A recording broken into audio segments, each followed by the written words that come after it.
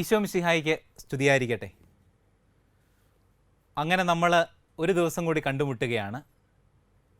കഴിഞ്ഞ ക്ലാസ്സിൽ നമ്മൾ സഭയ്ക്കു വേണ്ടി കർത്താവിനെ പ്രതി രക്തസാക്ഷിത്വം വഹിച്ച ഒത്തിരി ആളുകളെ കണ്ടുമുട്ടി. നമ്മുടെയൊക്കെ മാമോദീസ പേരിൻ്റെ ആഴവും അർത്ഥവും തിരിച്ചറിയാൻ ശ്രമിച്ചു.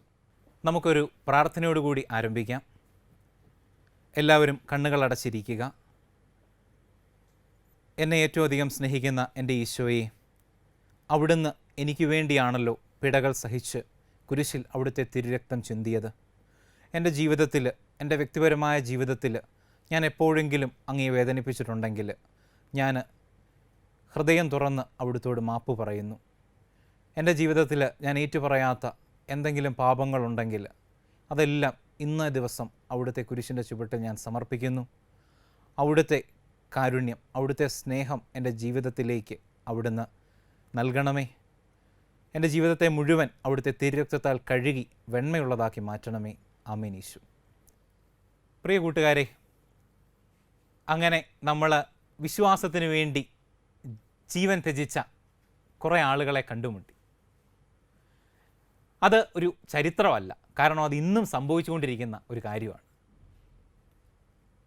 കണക്കുകൾ പ്രകാരം ഓരോ ദിവസവും 315ഓളം ക്രിസ്ത്യാനികളാണ് വധിക്കപ്പെട്ടുകൊണ്ടിരിക്കുന്നത്. ഇതൊന്നും അവരുടെ വ്യക്തിപരമായിട്ടുള്ള കാര്യങ്ങൾക്ക് വേണ്ടിയല്ല. ഒറ്റ കണ്ടീഷൻ മാത്രമേ എല്ലാത്തിനും ഉള്ളൂ. തോമാസ് ലീഹ പറഞ്ഞതുപോലെ നമുക്കും അവനോടുകൂടി പോയി മരിക്കാം. ആ ഒറ്റ നിയോഗത്തിൻ്റെ പേരിലാണ് ഇവരെല്ലാം അവരുടെ ജീവൻ കർത്താവിനെ പ്രതി നഷ്ടപ്പെടുത്തിക്കൊണ്ടിരിക്കുന്നത്.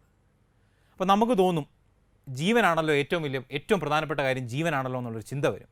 പക്ഷെ നമുക്കറിയാം, ഈ വിശുദ്ധരുടെ പലരുടെയും ജീവിതത്തിലേക്ക് കടന്നു ചെല്ലുമ്പം ഇവർ മരണത്തെ ഇത്ര രസകരമായിട്ട് കണ്ടിട്ടുള്ള ആളുകളാണോ നമ്മൾ ചിന്തിച്ചു പോകും. അതിൽ വളരെ പ്രധാനപ്പെട്ട ഒരാളാണ് വിശുദ്ധ തോമസ് മൂർ എന്ന് പറയുന്നത്. തോമസ് മൂറിനെ കുറിച്ച് ഒത്തിരി തമാശകളുണ്ട്.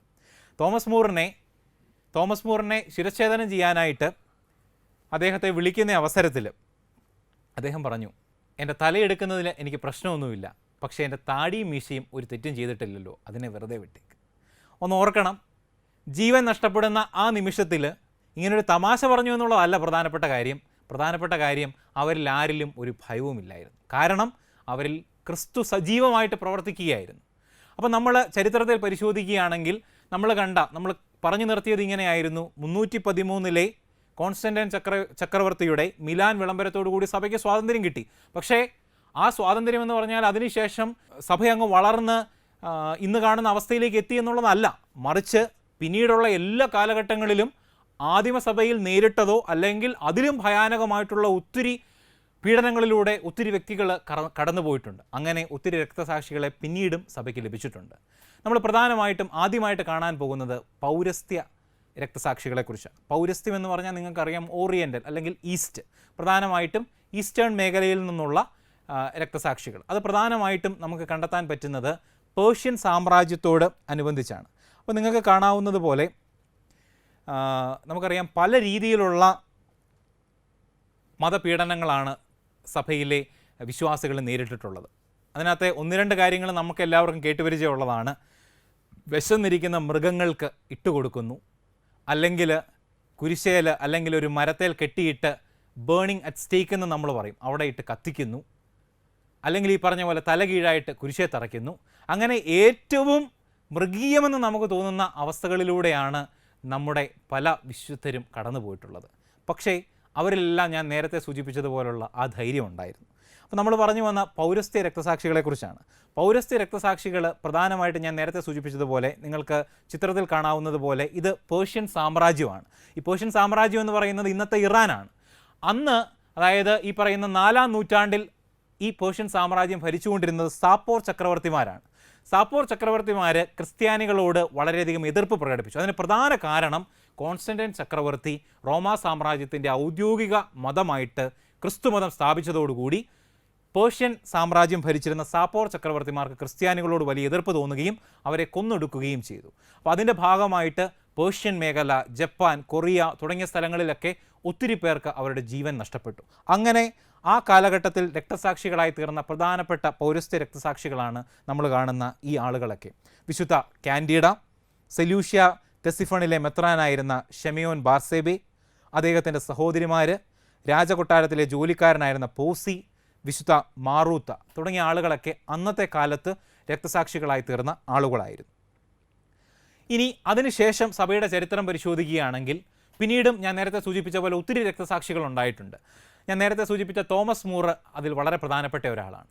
15-16 നൂറ്റാണ്ടുകൾ സഭയെ സംബന്ധിച്ചിടത്തോളവും നമ്മുടെ സമൂഹത്തെ സംബന്ധിച്ചിടത്തോളം വളരെ പ്രധാനപ്പെട്ട ഒരു കാലഘട്ടമായിരുന്നു. നിങ്ങളൊക്കെ ഒരുപക്ഷെ ചരിത്രത്തിൽ പഠിച്ചിട്ടുള്ള റിനേസൻസ്, നവോത്ഥാനം എന്നൊക്കെ അറിയപ്പെടുന്നിരുന്ന ആ ഒരു മൂവ്മെൻറ്റ് നടന്ന ഒരു കാലഘട്ടമായിരുന്നു 15-ാം നൂറ്റാണ്ടെന്ന് പറഞ്ഞു. അതിൻ്റെ ഭാഗമായിട്ട് അന്ന് വരെ നിലനിന്നിരുന്ന പല കാര്യങ്ങളെയും ചോദ്യം ചെയ്യുകയും അല്ലെങ്കിൽ വ്യത്യസ്തമായ രീതിയിൽ കാണാൻ തുടങ്ങിയ ഒരു കാലഘട്ടം.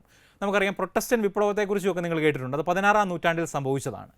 അപ്പം ഈ ഒരു 15-16 നൂറ്റാണ്ടുകൾ വളരെ പ്രധാനപ്പെട്ട ഒത്തിരി മാറ്റങ്ങൾ നമ്മുടെ ലോകത്തിൽ സംഭവിച്ച ഒരു കാലഘട്ടമായിരുന്നു. ആ കാലഘട്ടത്തിൽ സഭയിലും ഇത്തരത്തിലുള്ള ഒത്തിരി മതപീഡനങ്ങൾ നേരിടേണ്ടതായിട്ട് വന്നിട്ടുണ്ട്, അല്ലെങ്കിൽ ഒത്തിരി ആളുകൾക്ക് രക്തസാക്ഷിത്വം വഹിക്കേണ്ടതായിട്ട് വന്നിട്ടുണ്ട്. അതിൽ വളരെ പ്രധാനപ്പെട്ട ഒരാളാണ് വിശുദ്ധ തോമസ് മൂർ എന്ന് പറയുന്നത്. നമുക്കറിയാം വിശുദ്ധ തോമസ് മൂർ ഹെൻറി 8-ാമൻ രാജാവിൻ്റെ കൊട്ടാരത്തിലെ ചാൻസലറായിരുന്നു.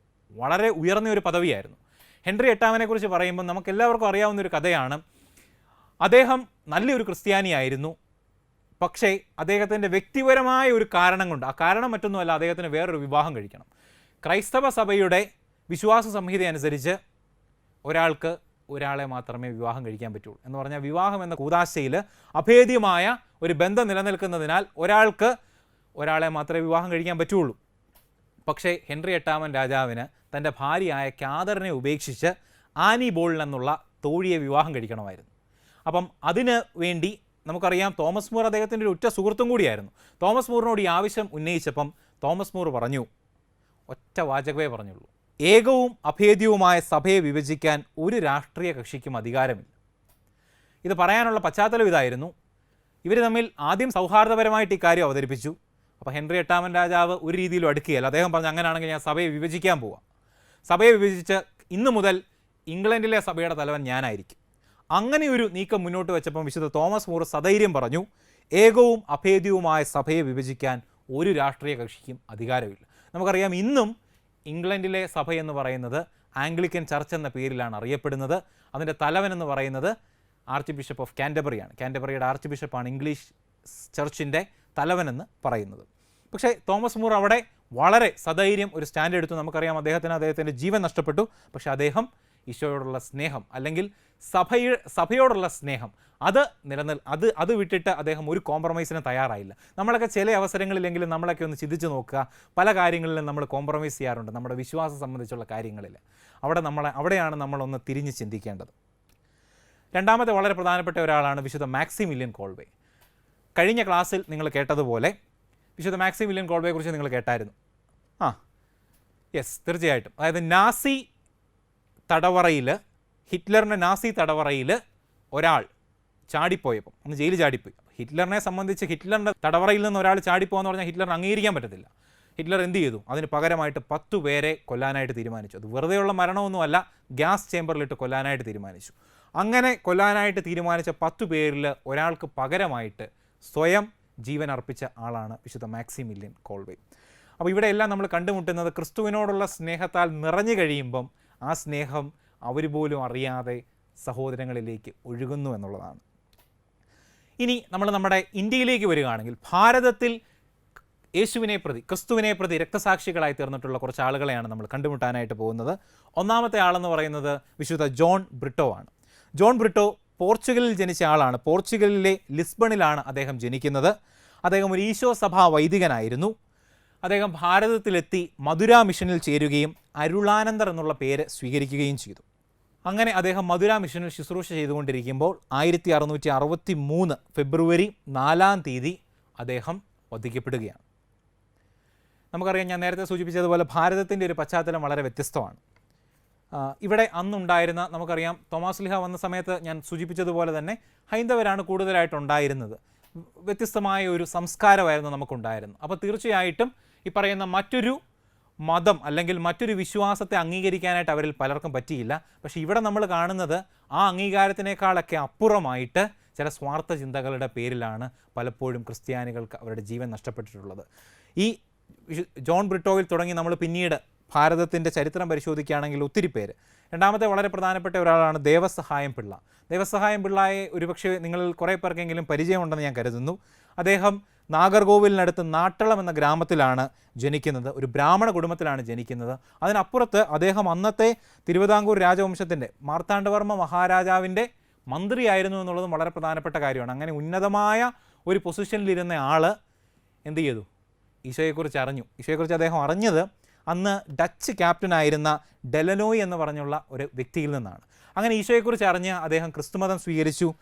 അപ്പോൾ ഞാൻ നേരത്തെ പറഞ്ഞതുപോലെ സഭ എന്തുകൊണ്ട് പ്രേക്ഷിതയായിരിക്കുന്നു എന്ന് ചോദിച്ചു കഴിഞ്ഞാൽ ഈശോയെക്കുറിച്ച് അറിഞ്ഞു കഴിഞ്ഞാൽ ഈശോയെക്കുറിച്ച് പങ്കുവയ്ക്കാതിരിക്കാൻ പറ്റിയല്ല. അങ്ങനെ ഈശോയെക്കുറിച്ച് പങ്കുവെക്കുകയും അതിൻ്റെ പേരിൽ 1752 ജനുവരി 14 കാറ്റാടി മലയിൽ വെച്ച് വെടിയേറ്റ് അദ്ദേഹം രക്തസാക്ഷിത്വം വഹിച്ചു. നമ്മുടെ വളരെ അടുത്ത കാലത്ത് രക്തസാക്ഷിത്വം വഹിച്ച മറ്റൊരാളാണ് സിസ്റ്റർ റാണി മരിയ. സിസ്റ്റർ ഒരു FCC സഭാംഗമാണ്. ഉത്തർപ്രദേശിലെ ബിജിനോർ രൂപതയിലാണ് സേവനമനുഷ്ഠിച്ചുകൊണ്ടിരുന്നത്. അപ്പം നമുക്കറിയാം, സിസ്റ്റർ അവിടെ ചെന്നിട്ട് ഈ പറഞ്ഞതുപോലെ തന്നെ വിദ്യാഭ്യാസത്തിൽ പിന്നോക്കം കടന്നിരുന്ന ഒരു സമൂഹം, തീരെ പാവപ്പെട്ട ആൾക്കാർ, അവർക്ക് വേണ്ടി അവിടെ സ്കൂൾ തുടങ്ങി, ഒരു ആശുപത്രി സ്ഥാപിച്ചു. അപ്പോൾ ഇതൊന്നും മറ്റ് പല ആളുകൾക്കും അംഗീകരിക്കാനായിട്ട് പറ്റിയില്ല. ഇൻഡോറിലേക്കുള്ള ബസ് യാത്രക്കിടയിൽ സിസ്റ്ററിനെ അവർ കത്തികൊണ്ട് കുത്തി കൊലപ്പെടുത്തുകയായിരുന്നു. ഏകദേശം 57 മുറിവുകൾ ആ ശവശരീരത്തിൽ ഉണ്ടായിരുന്നു. അതുപോലെ തന്നെ മറ്റൊരാളാണ് ഫാദർ അരുൾദാസ്. ഫാദർ അരുൾദാസ് ഒറീസയിലാണ് ശുശ്രൂഷ ചെയ്തത്.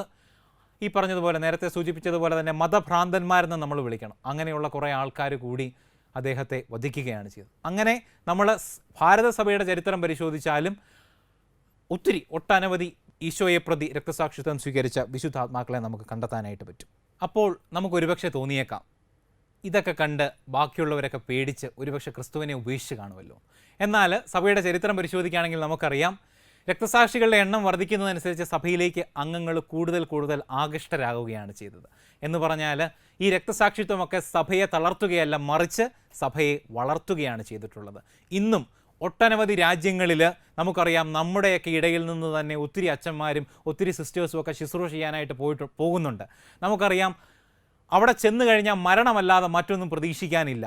പ്രത്യേകിച്ച് ചില രാജ്യങ്ങൾ എടുത്തു പറയുകയാണെങ്കിൽ ഈ പറയുന്ന ഏകാധിപതികൾ ഭരിക്കുന്ന നോർത്ത് കൊറിയ, ചൈന പോലത്തെ രാജ്യങ്ങൾ, അല്ലെങ്കിൽ IS ഭീകരരൊക്കെ വിളയാടുന്ന ലിബിയ തുടങ്ങിയ രാജ്യങ്ങൾ. അപ്പം ഇങ്ങോട്ടൊക്കെ പോകാനായിട്ട് ഇന്നും ആളുകൾ തയ്യാറാവുന്നത് മരണത്തേക്കാൾ അവർക്ക് വലുത് കർത്താവിനോടുള്ള സ്നേഹമാണ്. അതുകൊണ്ട് തന്നെ നമുക്ക് പറയാനായിട്ട് സാധിക്കും, എത്രമാത്രം രക്തസാക്ഷികൾ സഭയിലുണ്ടായിട്ടുണ്ടോ അതിൻ്റെയൊക്കെ പുണ്യത്തിൽ നിന്നുകൊണ്ട്, അതിൻ്റെയൊക്കെ ശക്തിയിൽ നിന്നുകൊണ്ട് സഭാതരു ഇന്ന് വളരെയധികം വളർന്നിരിക്കുകയാണ്. നമുക്കറിയാം, വിശുദ്ധ പോളികാർപ്പിൻ്റെ ഒരു വാചകമുണ്ട്. വിശുദ്ധ പോളികാർപ്പിനെ മരണത്തിലേക്ക് നയിച്ചപ്പം ഒറ്റ കണ്ടീഷനേ പറഞ്ഞുള്ളൂ, അതായത് നിന്നെ കത്തിച്ച് കൊല്ലാനായിട്ട് പോവാണ്. അപ്പം അദ്ദേഹം പറഞ്ഞൊരു കാര്യമുണ്ട്, 86 വർഷം ഞാൻ അദ്ദേഹത്തെ സേവിച്ചു, അദ്ദേഹം ഒരിക്കലും എന്നെ കൈവെടിഞ്ഞിട്ടില്ല. അങ്ങനെയുള്ള എൻ്റെ രക്ഷകനായ രാജാവിനെ ഇപ്പോൾ ഞാൻ എങ്ങനെ ശപിക്കും? സത്യമായി ഞാൻ പ്രഖ്യാപിക്കുന്നു, ഞാനൊരു ക്രിസ്ത്യാനിയാണ്. ചോദ്യം ഇതാണ്, നമ്മളിൽ എത്ര പേർക്ക് ഇങ്ങനെ സധൈര്യം ഇന്നത്തെ കാലഘട്ടത്തിൽ പറയാൻ പറ്റും, ഞാനൊരു ക്രിസ്ത്യാനിയാണ്? അങ്ങനെ പറയാൻ പറ്റുമെങ്കിൽ നമ്മൾ വിജയിച്ചിരിക്കുന്നു. അപ്പം നമ്മൾ ഇന്നത്തെ ചാപ്റ്ററിൽ കണ്ടത് രക്തസാക്ഷികളുടെ ധീരതയെക്കുറിച്ചായിരുന്നു, വിശ്വാസം ജീവിച്ചവരെക്കുറിച്ചായിരുന്നു.